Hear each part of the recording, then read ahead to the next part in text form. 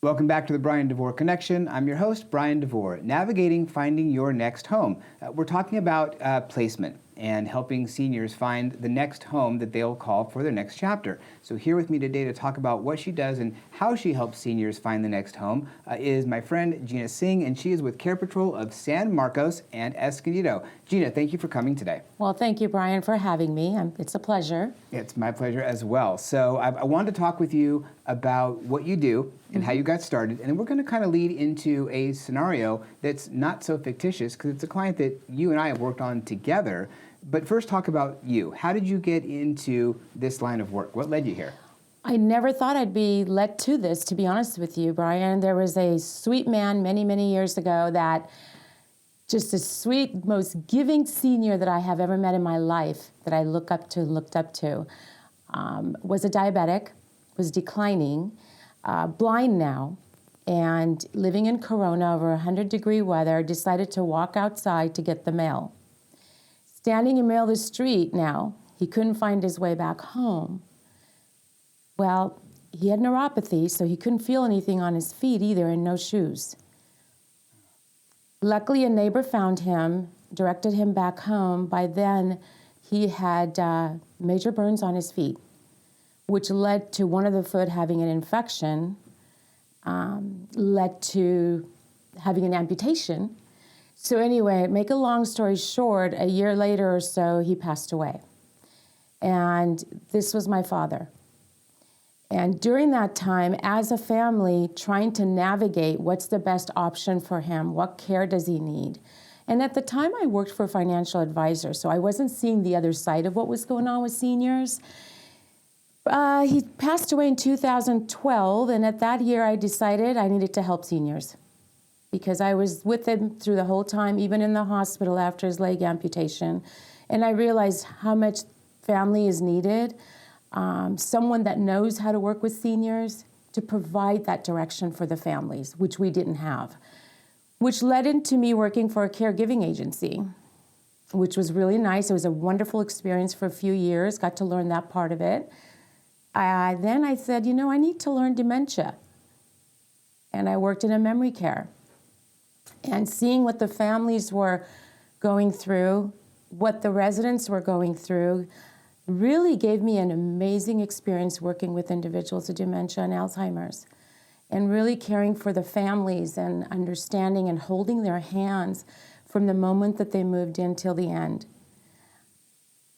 Lastly, I worked for hospice, and that led me to really be there with the families and help them through the process and understanding and feeling what they were feeling.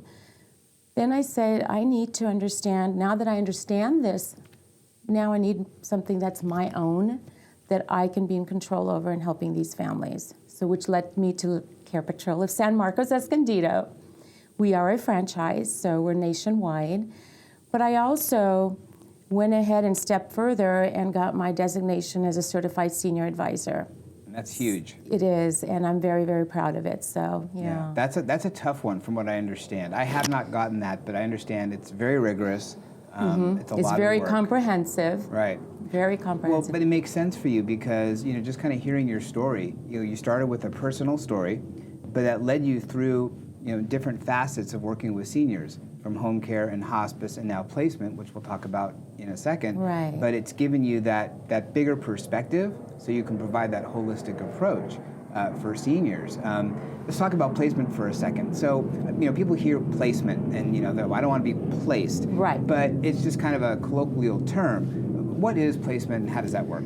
It's interesting you ask that because many of the families that I speak to, the first thing they think about when you say, well, your loved one might need assisted living or memory care, most of the people, their concept is thinking of the old way, going to a skilled nursing. And it really isn't that anymore. So really what placement is understanding what the needs of that person is, that senior, first of all, working with the families. And what I'm doing, or what CarePatrol does, is basically looking at the needs, right? So give you an example. Does a person, this senior, does she like to be around a social gathering? Would she prefer a bigger building? Is she into activities, right? That's the first thing we need to know. Secondly, is this person, as far as their medical needs or the assistance, what we call assisted of daily living, what does she need? Does she need help with showering, or he?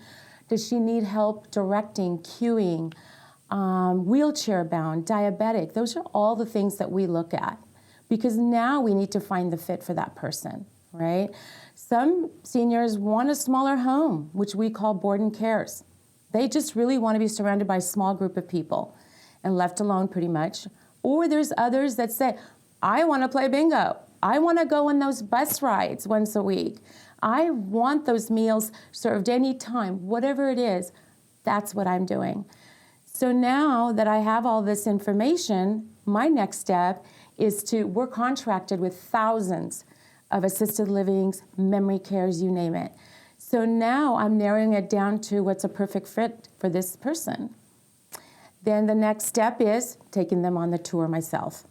And you being a real estate agent, you understand how important that is, right? Right. So now I'm doing the same thing with these seniors. So I've narrowed it down to 3 places. And I schedule the tours, I tour with them.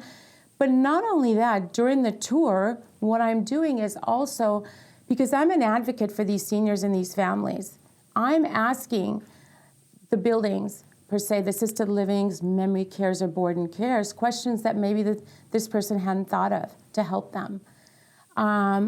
Also, we're trying to work in their budget. So those are the things that we do with placement. Yeah. So it's there's a lot to unpack there. And no, it's great. No, it's perfect.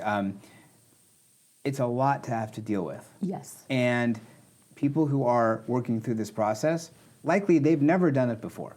It's the first time they're having to do it, whether it's the senior doing it or the adult child who's doing it. And they're like, okay, here you go, figure this out. Yep. And without a placement professional, they're going to maybe go online, and then they might subscribe to a service where they just send them 20 places to go check out on their own, which confuses them even more without that personal care. And it's funny you said, because I'm a real estate agent, it's kind of similar. I've compared placement professionals to real estate agents to the same degree, is we're going to sit down and figure out what their needs and wants are, and not take them to places that don't make sense, but take them to the places that do, and then help them narrow it down. So I wanted to bring in the example of the client that you and I are currently working with right now, because you did a fantastic job of really listening. So this is a client that was introduced to me actually by an estate planning attorney, got involved with the granddaughter and the grandson who are helping their grandparents who are living alone, needing care. And so she helped them find a place on her own, but then the needs changed. Yes. They needed more. So I introduced you to them. Why don't you take it from there? Yes, absolutely. And when the granddaughter and I spoke, I can hear it in her voice, she was overwhelmed. This is a granddaughter, young, that's trying to find a place for her grandparents. There were a lot of needs involved in this, because you're talking about 2 different individuals that cannot take care of each other at home, right? 2 seniors. So you have one that has a higher need, and the other one's a little bit more independent. So what I was looking for was to find a place that would make them both happy. So his needs were higher, obviously, but then we had another thing that we had to look at in the long run. First of all, at the moment, they don't have the finance to pay for an assisted living, right? So the next step was to sell the home, so they have the finances to pay for this assisted living, and about whatever amount of time that may be, but we know that that money's going to run out. And with your help, the family was able to look into a bridge loan to help offset the cost for now until the house sells. Right. So what we looked at was, all right, well, that's the case. If they're going to run out of money eventually, what's going to happen then? Well, then the next step would be that they would apply for Medi-Cal and then what we call an assisted living waiver. Not a lot of properties accept assisted living waivers. Very few, matter of fact. And the few that do accept it usually have a waiting list. Yeah. So what I managed was one of the places that I knew of. Well, and I'll really interject real quick. And they wanted to be in Escondido. So Yes. It's not like they're looking all over the county. We're very specific of where they need to go. Absolutely. And the granddaughter did not want to have to move them again. Because change sometimes is just very difficult for seniors, right? Especially with one declining. So I looked at a few places and found this ideal place where they can stay at, and they wanted a home setting, not a larger building. That was important as well.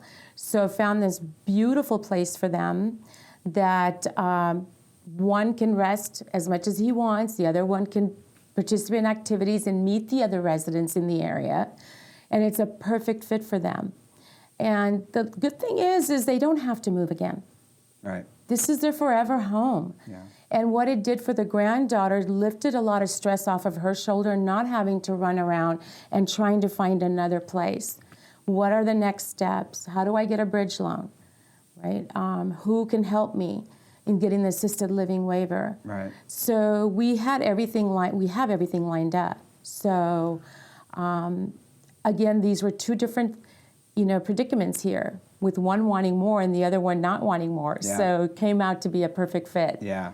So, it's as typical when we're working with seniors, there's a lot that goes into it. It's not just I need to find a place to live. It's I need to sell my home.